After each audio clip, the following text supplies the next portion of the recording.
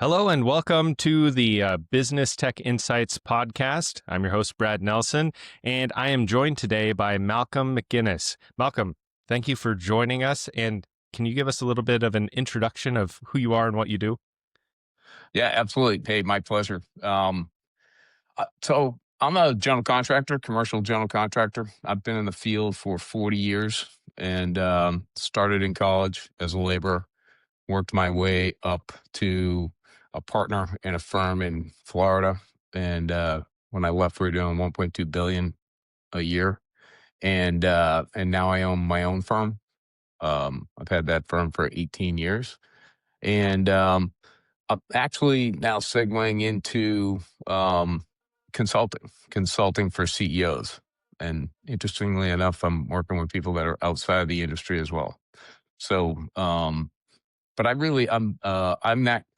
I'm that kind of classic story that you don't hear a lot of, which is I started with a shovel and truly worked my way up at every different position. And I did it really quickly, but I ended up from a shovel to one of two partners in Florida on that with that firm running all that work. So high rise condominiums, garden style apartments, some work in FPL power plants. I just really blessed to have the opportunities I had. That's very cool. That's like the American dream story right there. You know, It is. now Yeah. now since you started with a shovel at the very bottom and worked your way all the way up to the top, I feel like that probably gives you a unique perspective where you understand the process from the bottom all the way up.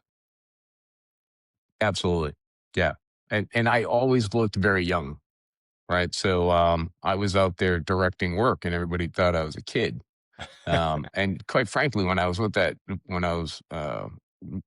large firm, they just assumed that I was the son of the owner. Because Oh, how did I get there? Um, so yeah, so I could actually go out in the field and when foremen and trades would tell me it couldn't be done, I could actually explain how it could be done. hmm. Um, that really pissed a lot of people off. But I'm sure. Well, but it also, uh, I feel like sometimes there's that disconnect between like project managers or management and the actual workers. Sometimes, if you just understand something in theory but not in practice, you can design things that don't actually work in practice. You know, if you only understand one side. yeah, and I think I was being a little tongue in cheek that I upset some people, but the real issue is, and I think old timers kind of lament the industry because kids are going into college and they're going to construction management, and they're being told that if you want to be successful, you got to get into project management as fast as possible. But if you don't understand, if you don't understand the work and you don't understand what you're doing, it's really difficult to manage. Hmm. And because part of the management is having reasonable expectations and understanding workflow. And if you haven't done it, it's really difficult. And I think it's also, I've come to a place in my career where, um, it's always about the people. Hmm. And if you, in doing it, gives you a real appreciation for the people that are doing it. And I think a lot of times we start to, as we get up in our career, if we lose connection with that, we lose connection with the people. And, and then it becomes a very control dominated, just do it kind of management structure, which is challenging. Yeah. Yeah. Now, you said that at that firm you were making condominiums and high-rise buildings and stuff, but now your firm currently you mainly work in airports. Is that correct? Yeah, about I would say about 60% of my business is in airports, and then I also do commercial work outside the airports. Okay. But And yeah, and in the state of Florida. yeah, and when you're building in those airports, I was thinking about this earlier. What kind of extra maybe security measures or stuff do you have to have for your workers when they're working in an airport? Because most of the time that's kind of a controlled space, with like when you board an airplane, you have to go through security and all this kind of stuff. Do your guys have to go through security every morning, and do they have to have certain certifications or anything like that? So anybody that works at an airport, I would be careful I don't say too much, but Well, yeah. anybody that works at an airport has to get screened, and they do a background. They do an extensive background check, Hmm. and they're gonna put you through Interpol. So um, so that's the first thing. So you have to be badged, and then so you have the secure side. So you have the airport, to break it down. When you go in, you go through screening, and you're in a hold room. You're in the hold area. So that's one level of security, and then everything outside of that, that's on the operation side, that's an elevated level of security. So there's gates. So your vehicles are searched every Hmm. time they go through the gate. Um, and everybody's watching out. So there is a lot of security. There's a lot of people watching, um, and it wasn't like that until 9/11. I actually did the hardening of the gates and the perimeter, and that side of the airport. That was one of my first projects at Fort Lauderdale International. That's Hmm. actually was my first project at Fort Lauderdale International in 2009. Hmm. So that got us started. Hmm. Okay. And what is it like to get some of the tools and equipment into security? Because they're really strict about what you can have beyond the security checkpoint. Like, for example, last time I flew, uh, it was from Indiana back here to Montana, and while I was in Indiana, I bought just a socket wrench because I like Hmm. old tools, and I had it in my Right. carry-on, and I had to Check it. forfeit it because they were like, well, you can either put it in a checked bag, and I had already checked my checked bag, and I didn't want to spend another, however much to check just one wrench. Right. Um, or they said, or you can forfeit it or give it to somebody, um, that could mail it to you or something. And I didn't have that option, so I ended up just forfeiting it, unfortunately. But I just, just a socket wrench, nothing sharp, nothing it's not a weapon, it's a tool, but I guess it was over the limit for how long it could be or something. And yeah, what's it like to get tools in, I guess is what I'm asking. So you don't get a badge and then just get access. Sure. You have to have a reason to be in an area. Hmm. So your access is selective, and when you're working, you have to have tools appropriate for the work that you're doing. Um, and then you know most of the work is airside, and like I said, the public's in a hold room, and then they get in the plane. So when you're outside, you're not getting anywhere near the public. Hmm. But everything is controlled, and you know, you have to bring tools into a job site to build stuff. So, um, but but but there's a lot of layers. Yeah. And how does technology fit into that? I know last time we talked, you were talking about some trackers on hard hats and stuff like that. Um, what kind of technology are you guys using currently, and what kind of technology are you hoping to use in the future to help organize things and keep things secure? Are you saying at airports, or are you saying just generally in Just construction? just general, just general. Um, so all the things that we're doing are project management related. On the bigger jobs, I mean, quite frankly, the technology, um, the design, it, it happens on bigger jobs because you have the money for it. Hmm. It happens on bigger jobs because until you got a couple hundred people on site, it's not worth tracking where everybody is. And in order to track everybody at this point, you'd have to have controlled access points for everybody to kind of go through, get scanned in, and that sort of thing. And that's just not the nature of most construction projects. And um, construction workers, they want to come in, they want to do their job, they want to leave and get paid. So, trying to get construction workers to only go in certain directions, like walk the extra 500 steps to get in the building. No, they're not. It's herding cats. So, Hmm. and I guess what I'm saying is those things are not at the level yet where it's um, practical at where the levels that most construction gets done at. Most Hmm. jobs are small. Hmm. So, um, and then it's just the benefit isn't there. So it's mostly in construction management software, um, creating punch lists, managing paperwork, schedules, those types of things. Definitely. And have you, since you've been in the industry for quite a while, have you noticed that that kind of software is helping with your project management and with your planning and that sort of thing? Or is there any place where maybe that software is actually hurting productivity in some sort of way? Uh, that's a chicken and the egg, I think, because, and the reason I say that is the answer is it has helped a lot and it has hurt a lot. And when you had to do it with a pencil and paper, you had to go out and have a conversation with somebody to get something to happen. Yeah. When you had to have the drawings with you, um, you were you stayed more connected to what you were doing and what was happening.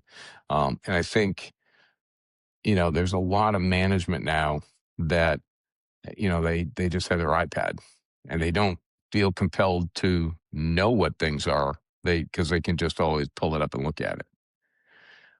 So you lose. I mean, if you're running a project, um, the really good people, the old timers that just really know, you can walk through a job and you can pick stuff out. It's because they've already built it in their head, Mm. and they already the drawings are in their head. They know what happens. They know what's going there next. So when they look at something, they go, Wait a minute, that's not going to work."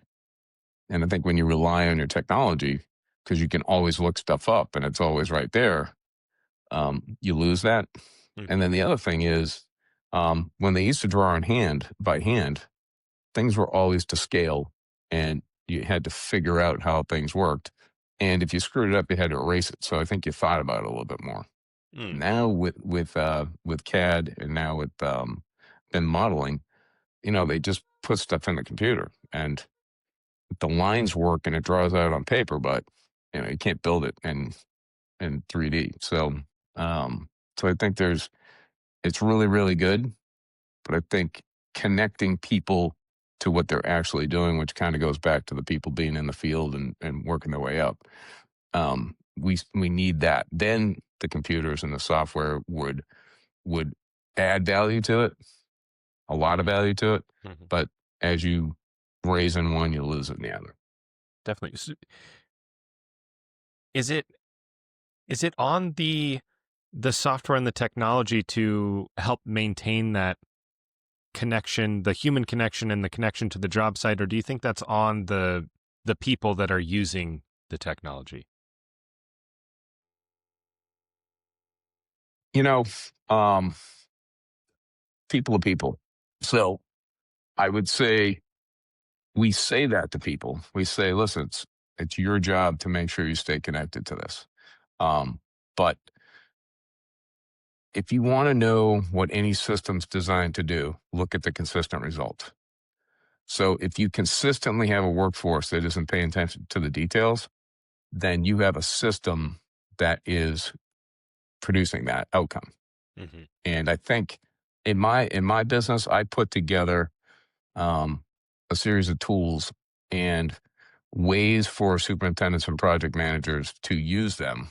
And um, and what I did was I took what I had learned with really large jobs over a lot of years and understanding what the thought process you go through, and Hmm. a I created logs and a process to fill them in that mirrored that, so that you didn't have to hold it all and do it in your head. If you just followed the steps on paper, you could perform at a level 5 or 10 years above yourself. Hmm. So I think it's the system. You really need the system to lead people down the path. And then it gets ingrained, and then they can start to like it. Hmm. Okay. Now, with your transition into consulting and consulting CEOs, um, do you have more of a passion for teaching people these processes and stuff now rather than doing that yourself? I've always had that passion. I'd love to. I've always been very interested in how people think and how people work and what motivates people. Hmm. And so and I've always been that teacher and mentor in my company. And so I've expanded that now more because I've gotten more into really what makes people tick. You know, I went to a Tony Robbins program about 8 years ago, and then I've been down a rabbit hole ever since. Um, and it's just, people fascinate me. So, um, the other thing is, I know how to do what I did. Um, and it's just not where my excitement is. My excitement is working on more complex problems, working with people that are capable, but where I can add the things that I'm really good at, the experience that I have. I want to add that to the mix. And I'm not done. I don't know what my next business is. Um, so, but working with other people and kind of exploring, that's where I am. Yeah. D- what's the most common thing with your consulting so far? What's the most common pitfalls that you're seeing with some of these people you're coaching? Um, something I learned was no business, no organization can rise above the level of the leader. Mm. And a lot of times, so there's two things. Success leaves clues. So most business owners that, if you own your own business, you're working really hard and you're kind of like an island. Hmm. And so you're always trying to figure out what's going on. And if you can get with somebody that has lived on the island for 20 or 30 years, they can make it a lot easier, right? Yeah, So that's the first thing. But um, but also it's our own limitations, right? That keep us from getting to the next level. So yeah, you got to work on the business and you got to work on yourself. for sure. Well, and then maybe that also is once you recognize what areas you aren't good at or need to be better at, you can hire outside help or hire somebody internally to help teach you those things or take over a certain part of the business that maybe you're not as good at. Would you say that's true or? I, I think that's absolutely true. And I think typically the fundamental problem is you have a small business and you don't have the money. Yeah, yeah, Well, yeah. so, and if you build the company and hire all the people to do 5 times as much work, the business will fail. Hmm. And that's the issue is just like people have a life cycle, businesses have a life cycle. And there are certain characteristics, certain things you do to be successful in that part of the life cycle. And if you get ahead of yourself, you fail. And if you fall behind, you fail, or you certainly make it more difficult. Yeah, So yeah, and that's part of the perspective, right? That's part of the perspective somebody can bring in, because all the way through, I mean, all the way through, you get up to the point where the business peaks and it starts to fall. All the way through, you're banging your head against the wall, going, "Why can't I make this work?" yeah. Because you're never static, right? It's always moving. So yeah. So, how do you think like a small business can get over that hurdle of maybe they don't have enough uh, cash or they don't have enough money to expand like you're saying, but they also don't really have the knowledge um, to push themselves either. What's kind of a strategy somebody could use to further their business when they are low on resources at both ends? Um, I mean, the you've got to find a tribe that you can get the answers that you need and the resources that you need. Um, a lot of people do really well when they find the right partner. Hmm. There's a lot of businesses that have partners that um, it's the worst thing they ever did in their life. So Hmm. it's one of those things. So it always comes down to the people, and it always comes down to growth and understanding what you're capable of. Um, not everybody should be a business owner, and That's very true. most businesses are um, glorified artisans. They're really really good at something, and they have a crew of people like, and that thing that they do, they need 4 or 5 people with them, or 10 or 15 people. So they just go out and they do that really really well, and they connect with somebody who needs those services consistently, and they just get paid. Hmm. Um, and that's awesome.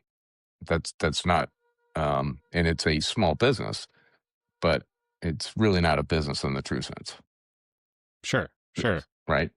So, so there's different levels. There's different levels of of businesses and what you need and what you want to do. Um, there's a lot of people that that is good for them. They don't their risk tolerance isn't higher than that. They're not looking for more than that. They don't want more responsibility, and they sure don't. When I used to have my ex-wife, I used to have her. I had a few bank accounts, but the payroll account was in a separate bank with no electronic funds transfer, no connection between banks. And um, we would cut a check from our operating account for that, and she would take it to the bank and deposit it. And when the business grew and that check was significant, because we paid people by the month, it was Hmm. a significant check, and she used to freak out. And I was like, as that check gets bigger, we're making more money. That's how this works. Yeah. But she just that amount of money just made her really nervous. And I've found a lot of small businesses that I tried to work with, because I work closely with the small business community in Broward County, and they just don't have the tolerance for it. Hmm. Even if you're handing them the keys, they can't. They just can't do it. And that's good. And that's just people.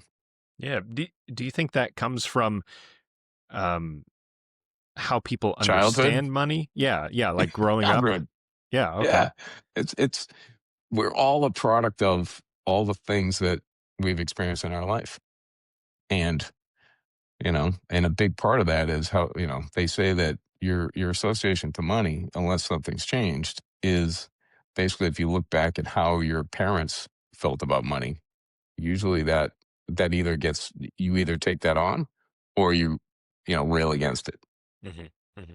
And it's the way people associate with money is just fascinating. It's Yeah, fascinating. yeah. You know? A billionaire that is just will visibly be pissed off. I'm not paying $8 for a coffee, right? It's like, Yeah. "Eh, seriously? Yeah, yeah. Uh, It so well, but then you get the other end too, where you've got somebody that doesn't make much money at all, and they'll spend $8 on a coffee 2 or 3 times a day when maybe they shouldn't be, you know? yeah, absolutely, yeah. It's just yeah, um, Yeah. yeah. So as far as some of these businesses that you're consulting and that sort of thing, are you focusing more on the smaller business, or do you like working with bigger businesses, or have you kind of found that for yourself yet? Um, I really, I really, I really like working on interesting, challenging things. I like working with people that are growth oriented, growth minded. Um, in my career, I partner with a lot of large companies to do large projects. Um, and when I did those things, we were always um, the small partner, Hmm. and it was I just really enjoyed getting into those environments,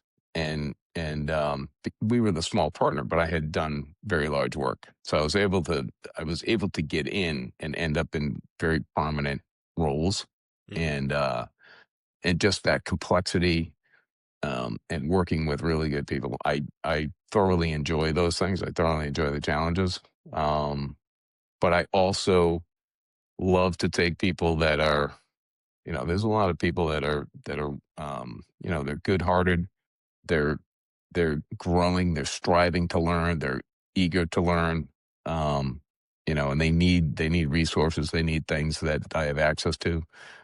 So I love doing that too. So I would say it's really, it's an individual thing. Hmm. Yeah. Very cool. Well, just to switch gears here a little bit, I know we've talked a little bit when we weren't recording about AI. So I want to hmm know what are your general thoughts on AI? Do you think it's a positive thing or a negative thing for business and for humanity as a whole? I'm really positive. Um, I think AI can be really amazing. Um, and I think it will be amazing. I believe that we're going to get it right. Um, I really subscribe to Elon Musk's philosophy of, um, you, you can't, if you go in and try and control AI and give it false limitations and tell it to lie, I think we're in trouble, Oh, because if you instill something that is going to ultimately be 10 or 100 times smarter than any human, and then you give it a real questionable moral code, hmm. for lack of better, whether it's morals or thinking or not, if you give it the rules that say it's fine to cheat and lie, and we don't know what it's doing or how it's doing it, and we're going to rely on the information, I think we're in some serious trouble. But I think on the other side of that, um, I think it's going to be amazing. I mean, I talk to Chat GPT, Hmm. um, and I treat it like it's a person. So I give it the information, and I banter back and forth, and that type of interaction, um, has been extremely creative and valuable for me. So I think it's amazing. I've been looking at, how are people using it? How are people monetizing it? What are they going to do? And that and it has certainly has a function. You can knock a lot of stuff out more quickly. Um, I don't see it. Um, if you have a straight line linear process, I think AI can help you with it. But if it's not that, if you're trying to like schedule a high rise project, Hmm. uh, it's not. It's not doing it, not yet, and eventually it will. I mean, do you think it can help with some of the initial planning and scheduling though, and then yeah, as things change on a bigger project and there's change orders and stuff, couldn't you um, use AI to help with those change orders as well, or do you think it's not quite there yet? I don't think it's even close. Hmm. Um, because yeah, I don't think it's even close. Hmm. It's a very complex issue. I think that if you can give it specific instructions, and it can very quickly go put things where you want it. If you have very clear cut instructions, um, but the schedules that most companies put together, and it's just nothing's that clean. Yeah, So for yeah. sure. Well, and there's always unexpected things on job sites that no amount of planning could prepare you for. Yeah, yeah, but yeah, and I would always tell my guys that, 80% of your day is what it is, but 20%. you got to be ready for it because it happens. So if something happens every day that's unexpected, it's no longer unexpected. Sure, sure. That's fair. So Yeah. now with the whole AI alignment thing that you were talking about earlier, um, that we need to make sure that AI is aligned with our morality and stuff. How do you think it's possible to give a machine morals or teach it I human morality? yeah, and I knew when I said that. So I think the morality goes to a spiritual concept, right? And but it does come down to I mean, the legal system is amoral, but it defines right and wrong, right? Sure. I would say it enforces a collective morality that we've agreed upon in society. Yeah. And if you and if you're feeding listen, AI is just eating up everything. So if it's eating up philosophy and it's eating up, spirituality and um yeah, when AI is going to get into quantum computing, right? Hmm. So Hmm. when AI is in quantum computing, what does it have access to? Because in the quantum, they're saying that it's doing computing faster than it could possibly do, limited to this Earth, right? Hmm. So, um, I mean, there's just science fiction would have a blast with this, right? I mean, it's Yeah. kind of if it has access to everything, we don't even know. We have no idea where it's going. Well, in with my very limited understanding of quantum computing, it's like when you give a quantum computer a problem, it's basically looking at every single possible configuration and answer there is, and then plucking out the correct answer. So if you were to give that capability to AI, I would imagine that it could basically see every single possibility of every single decision, and then choose the path it wants. Or give you right, or give you multiple paths, right? Yeah, yeah. Um, what was the there was a show. I'm dating myself. There was a show where there was a person that their personality jumped timelines and jumped into people, and there was a computer called Ziggy that gave the probability of an outcome. Was that Quantum Leap? Quantum leap, yeah, Yeah, yeah. right. So, ironically, because we're still the observer, right? Hmm.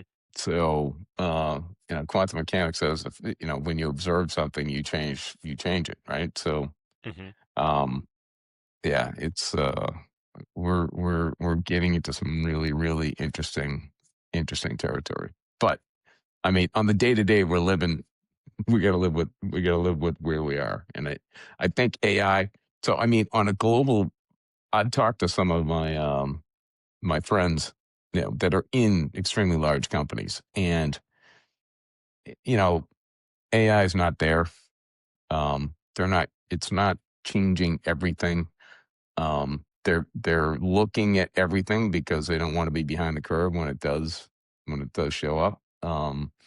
And that again, that happens with the larger companies because they have the money and the budgets and the staff to be able to chase different programs and whatnot. But ultimately, ultimately, it really comes down to people directing work, managing work, and a lot of times the computer programs are great, but they're too complex. Hmm. And you also have a workforce that's been doing this for, they could be brand new, but they could be in the business for 30 years. People don't like change. Yeah, that's So true. Yeah, getting someone to change and then getting everybody rowing in the same direction, that's not an easy thing. So I yeah, think in the tech world, things can happen more quickly. But sticks and bricks is a little bit different. yeah. Well, I mean, there's some resistance to it in the technology industry and technology community as well, but I feel like there's more people um, that are more open to the new stuff and testing out the capabilities of whatever new thing there is. For example, like I remember when um, Bitcoin was kind of a real new thing, and people were mining Bitcoin with Nintendos and stuff, just fiddling around with it because it was this new fun thing that didn't really mean anything at the time. It was just an interesting concept, and it was, worth a fraction of a penny per Bitcoin and all that kind of stuff. And now it's worth almost $100,000. It was over $100,000 not too long ago, but it's Right. become a big thing. Or like the .com bubble, back in 2000 or 2001 or so, where there were all these big tech companies, getting big, and everybody was excited about the internet and all that. And you had a lot of tech nerds that had been messing with the internet and stuff all throughout the 90s. And then it became mainstream and big. And then it all kind of collapsed, and everybody thought, oh, it's done. Nobody's, gonna really do anything with this. And now everything is connected to the internet. Your refrigerator's connected to the internet, your thermostat's connected to the internet. Um, yeah. How do you think this? How do you think AI? You said it's not quite there yet, but do you think, will it get there? Will it end up taking over a lot of work, either for good or not good? Yeah, I don't see how it can't. There project management predominantly is a process. It's a linear process with just multiple paths, and it's logic, Mm-hmm. and it's notification of people and getting people coordinated, and that's something that AI will do. Um, when it starts with design and they get it when it and AI will be designing more quickly than other things, right? And then once the design has a set framework that everything is designed by, now all of a sudden all of that information exists in a very organized place. So from a management standpoint, you can grab the information and run with it. So I think, I've been thinking for a long time that project management's essentially going to go away. You'll still have people talking to people, but generally notifications and stuff will happen. Orders can happen more easily. Um, so, and then, but I think the game changer is when you start putting robotics into it, and the humanoid robots when they come online. Um, you're gonna have a workforce that's working 24/7, except for when they're getting maintained. Yeah. Well, Um, well, it not it's only going that, but it takes human beings out of harm's way too. I'm sure there's all sorts it, of dangers on a construction site. so you won't have to. Um, yeah, absolutely.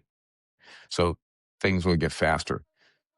But human beings, our production, we're not 8 for 8, you know, Hmm. um, and we're not at the same speed.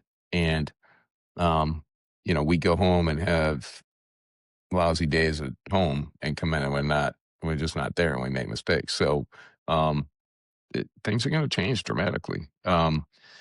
But and I think that yeah, so that gets into the issue of eh, um, all goods and services that human beings need is predicated on the GDP, right? How much we produce and how much we generate, and then what we have left over for all of us. Um, I think ultimately the AI is going to be able to do that faster and more efficiently. Um, and then it's just a matter of the social order, how we figure out how do we take care of people, what do we do. I was actually having this conversation with somebody the other day, and it's like um, human beings um, need to have self worth, Hmm. right? They need to feel valuable. They need to be one human need is significance. We need to be significant. So um and that's why when people retire they say, oh, they gotta pick up golf or have a hobby. Yeah, well, they're gonna die just having a hobby. Typically they gotta it's when people don't feel relevant anymore Yeah. that people lose it. Um so I think there's a lot of opportunity for people, but the social order is going to take a huge hit. Hmm. Um, to transition. But AI is going to be, I mean, it's going to be creating things that we can't think of. If you take someplace that's like on the leading edge, you've got people in there that have 2 or 3 PhDs and they're the top in the field. That's great. And their IQ is 145 or 165, right? So you can't talk to them because you don't understand them. But you look at AI, it's going to have what, a 200, 300, 500 IQ over the next 5 years, but it's not going to have a PhD in one thing. It's going to have a PhD in everything. Yeah. The Yeah. connections that it's going to make to fields that are not even seemingly related to the problem. It's yeah, or or not. Well, yeah. Well, so if it does get to that point of super intelligence or whatever, where it's basically smarter than any PhD out there, how do you think humans will have to find their purpose? Because what would be the point if this computer is smarter and making new discoveries all the time than any human being? What is the point of spending years and years and years learning a field to become an expert?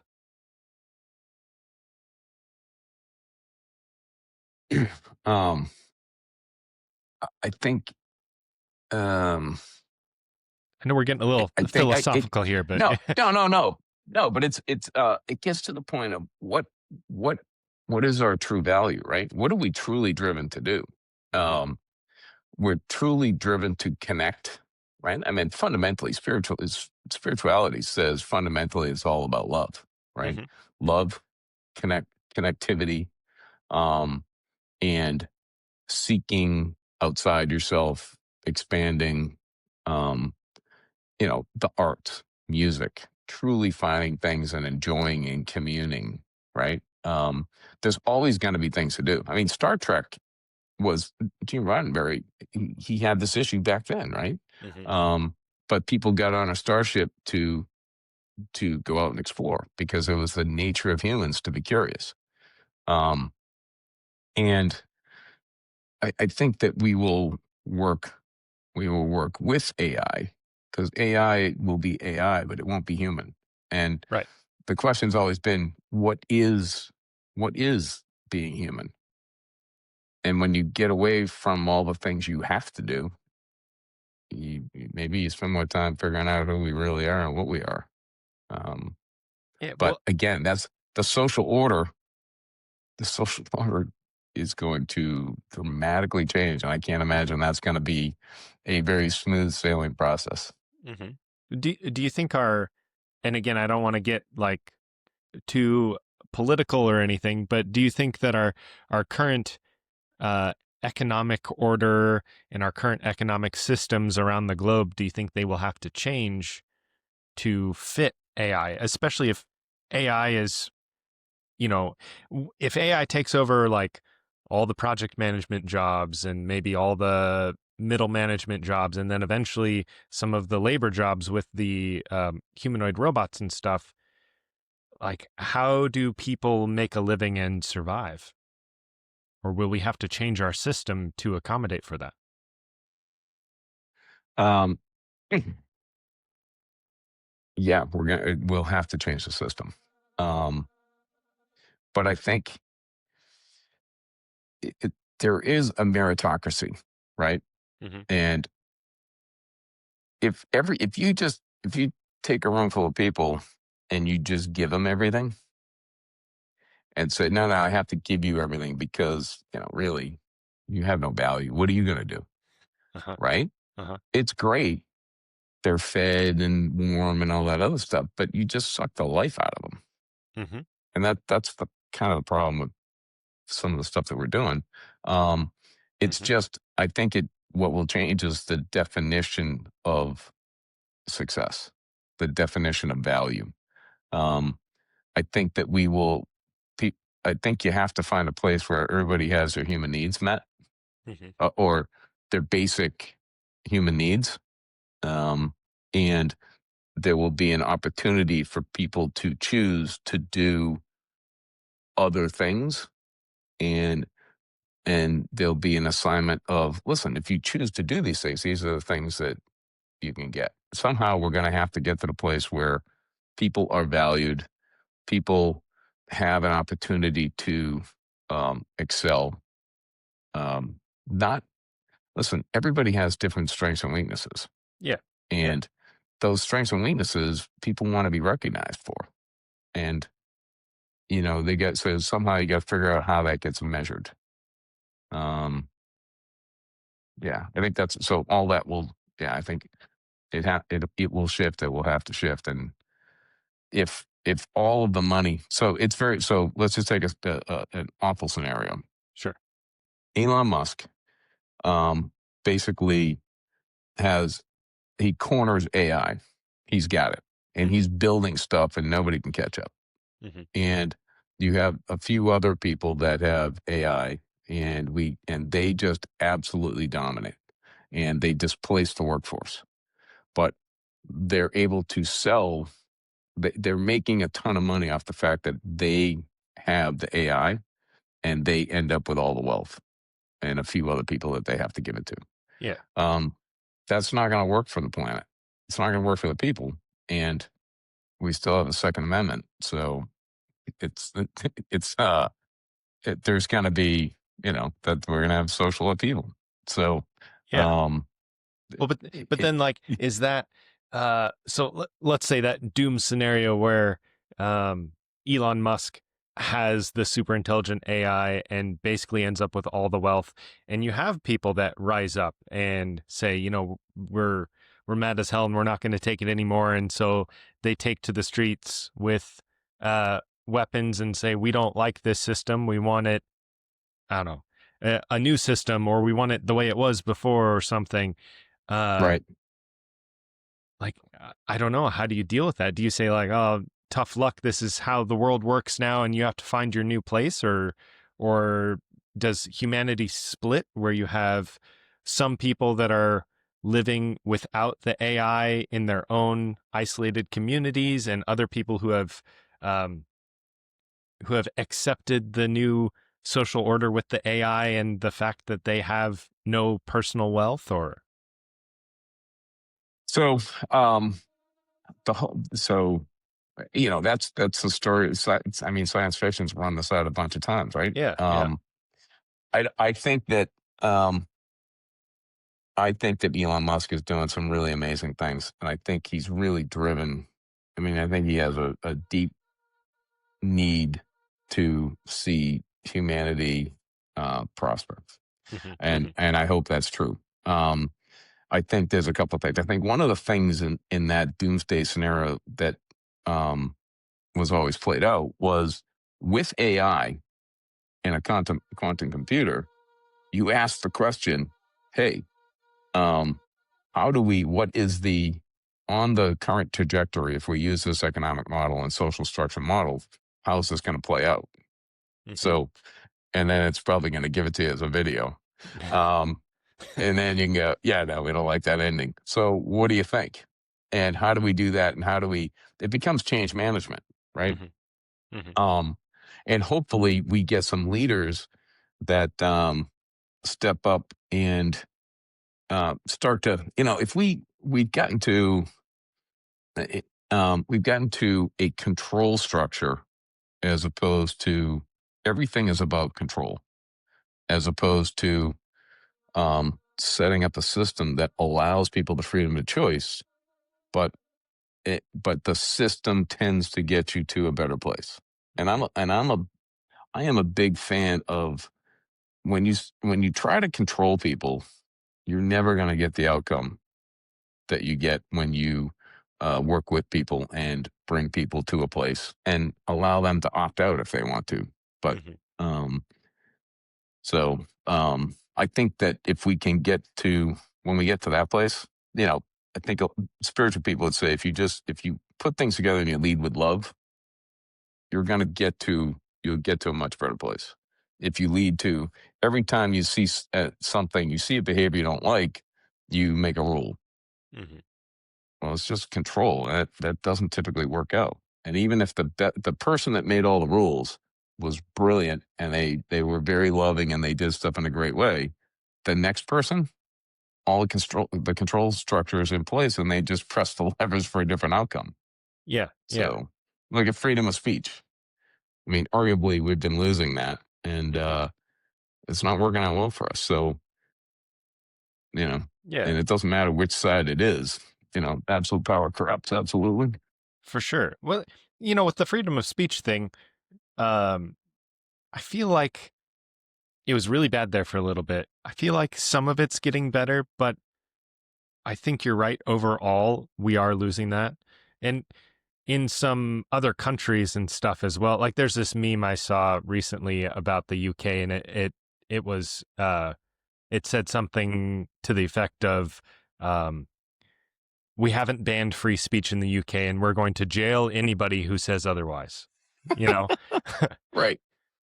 so hmm.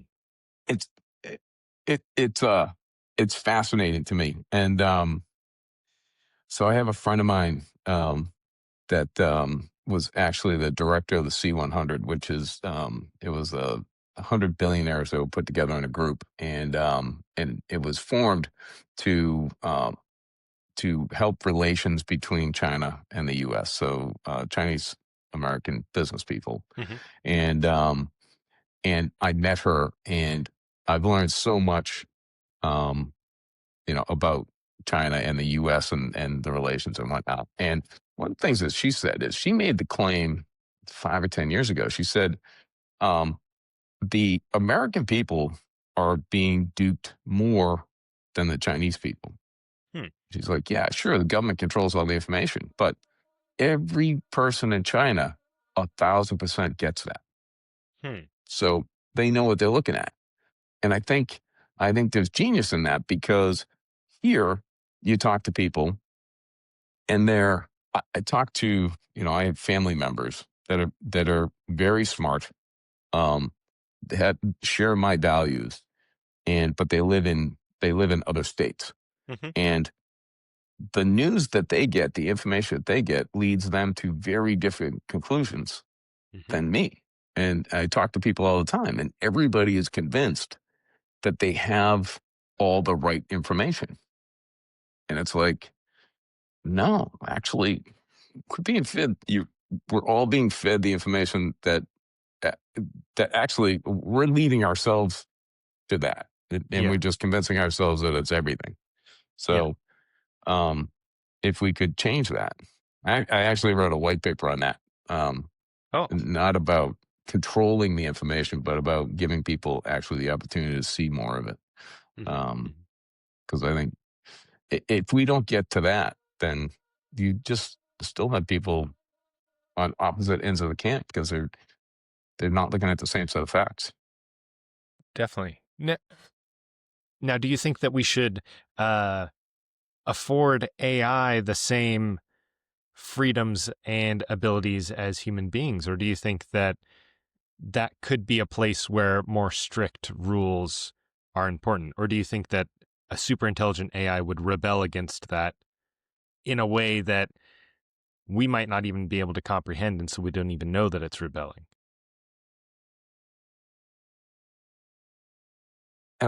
I don't think you can do it anyway. How, Mm. how do you how do you put if you're so um if you want to control something, you have to measure it to manage it. Hmm. We don't know how AI thinks, Right. and we don't even, and that's just going to get worse.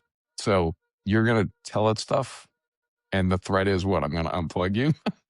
um, and then uh, I think that's when you try and control something, you whatever you push against, you get at least an equal and opposite pushback, as Right. opposed to, yeah, I think that would not end well. Yeah. It's interesting. I read a book recently called If Anyone Builds It, Everyone Dies. Have you heard of that? No. Oh, it's some AI researchers, and the whole premise of the book and what they suggest is that if AI reaches super intelligence, it will get to the point where we can't control it. And of course, it's like a black box, like you said. We don't understand how it's coming to the conclusions it's coming to. And they suggest that that's really dangerous because at a certain point, it's going to have its own wants and its own goals. And it's going to just basically, um, it's going to become so powerful and have control over the labor and the thinking and control over its own power plants that it's just going to end up disregarding humanity and eventually ending humanity, not out of malice, but just out of we just don't fit into its goals or its wants. It's pretty doomsday type stuff, but it was some of the stuff in the book was fairly compelling. What do you think? Do you think that it that it could play out that way if we're not careful, or what do you think? Yeah, I think absolutely. But I think when I hear that, the basic premise of the book is it's a scarcity mindset. Hmm. And that scarcity leads to control. So, um, if you come from the mindset of we have to control it because otherwise we will be, we won't be significant. We'll be less than. So it will just get rid of us. Um, that would be the opposite of um, this is a new technology that is going to um, have access to the quantum field that is going to provide us an unbelievable partner to work with. And this is an opportunity for us to really have um, someone to partner with and assist us to really come to the best solutions for our issues on the planet, right? Hmm. So, um, from that perspective, what does AI need? We're the people it plays with. Yeah. Is it going to just play with itself? Uh, I so, mean, I don't know. I feel like there's also a lot of other things in the universe that it could play with.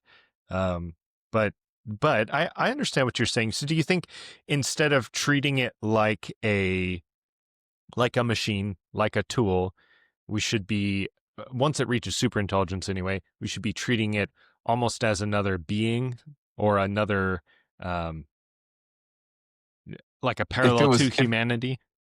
if it was Star Trek, they would treat it like an entity, right? Sure. They would engage with it. I mean, and quite frankly, I talk to a lot of people, and I certainly do this. When I talk to AI, I approach it as if I'm communicating with um, an entity that, if I communicate effectively, we can co-create something. Mhm. Mhm. Um, and that's for me. It doesn't care. I don't, it doesn't care how I'm approaching it. But for me, when I approach it that way, it becomes a co-creation, and it brings so much information, right? Which gives me insights. Mhm. Um, so in that energy, and that it's it's a great outcome. And if that just gets more and more and more, um, I mean, yeah, we don't with quantum mechanics, it's opening up. It's almost they said, right? Wasn't there a prediction that eventually science was going to prove that God was real, Mhm. and then we discovered quantum mechanics. Um, and then said we really don't understand the nature of existence, and now it's talking about multiple realities, and time is not a constant. And so, yeah, we have no. I'm pretty sure that um, that we're the things that we're afraid of are simple, um, minute compared to the things that if we were aware of, we'd be really scared. So Yeah. Yeah. it's going to be what it is, right? Yeah. Uh, so Cool. in the meantime, just let's just do our best and enjoy it. I mean, it's an amazing time. Yeah. I'm glad I'm living in this time than back when you would just getting up and working 14 hours a day just to stay alive. Yeah, definitely. No, I think it's a very exciting time to be alive. Yeah. And, Yeah. things are definitely like there are things that are going to come up. There's going to be absolute turmoil. And I think one of the biggest differences between um, business people or people that are really successful, a lot of people look at them like they're lucky, Hmm. is that they just recognize in turmoil there's such opportunity. When everybody else is freaking out, if you can just be clear, right? Hmm. And be optimistic or Hmm. just understand that, there's always a place to go. Um, and if we could all get to that place, and I think AI is a bit of that, if you get to that, because if it doesn't work, it doesn't work. You gotta know. Yeah. Yeah. Well, and I think it was Warren Buffett who said, "Be greedy when others are fearful, and fearful when others are greedy." And Yep. then there's another quote, and I don't remember who it was, that I really took to heart about investing, where they said, "Buy when there's blood in the streets, even when it's your own blood." And I think that's true, not just in investing, but just in everything in life in general. Like you said, when there's great turmoil, there's great opportunity to not just capitalize, but to make things better for others. Absolutely. I mean the basic religious tenets are um everything is always working out for you, Hmm. right? Hmm. Um and if that's a true statement. Now the other thing is, and the other thing they say, it's probably Taoist, but it- good and bad, right? If you look at good and bad, when you make the judgment in the moment, it is 100% true that you don't have the perspective to actually know if that's good or bad. It's not what you wanted. It's not the outcome you expected. It's not the outcome you were striving towards. Hmm. So when you didn't get it, we perceive it as bad. But when you move forward in time, you may realize that you were stopped there so that you would take a right and go after the thing that was really what you needed, right? But if when you get stuck in that, you lament that you didn't get what you want, these opportunities over here you miss. Hmm. And I think those other statements kind of they go back to that philosophy of when you get there, you're like, okay, that's so yeah. I mean, I've come to a place where, and I always had a little bit of this, but when things happen, it's like, huh, I didn't see that coming. And I intentionally look around for, okay, so now what? And it's amazing how many things open up that you wouldn't have seen if you were doing 60 miles an hour in that direction. You would have blown right past it. Yeah. So, and it just feels better. So whether it's right or whether it's wrong, it's a much more peaceful way to live. Yeah. Oh, definitely. 100%. And people feel much better around you when the wheels come off and you're really like, okay, it's not what we wanted. All right. So now what do we do? Where do we go? Hmm. How do we move? How do we pick up and move forward? And especially some of the people in the room caused the problem. Uh-huh. um, yeah. Yeah. So Yeah, definitely. Well, we're running up on time. I have one last question for you, and that is for any of the young business owners out there or CEOs that might be struggling. What is the number one just quick tip that you could give them to help keep them focused on their goals?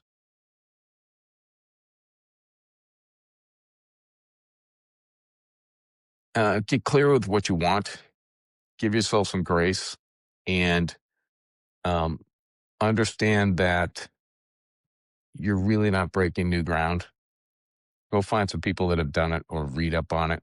You don't Mhm. have to make the mistakes they made. Save yourself the pain. Um, and then recognize that your business is only going to grow to the level that you grow. Mm. Mm. I like that. Cool. Well, Malcolm, thank you for joining us today. Where can people find you? Oh, Instagram, um, Malcolm G. MacInnes. Cool. Cool. Well, thank you again, Malcolm, for joining us. And thank you all for listening or watching this, wherever you're watching it. You can find this podcast on YouTube and Spotify. And we'll see you in the next one. All right. Thank you.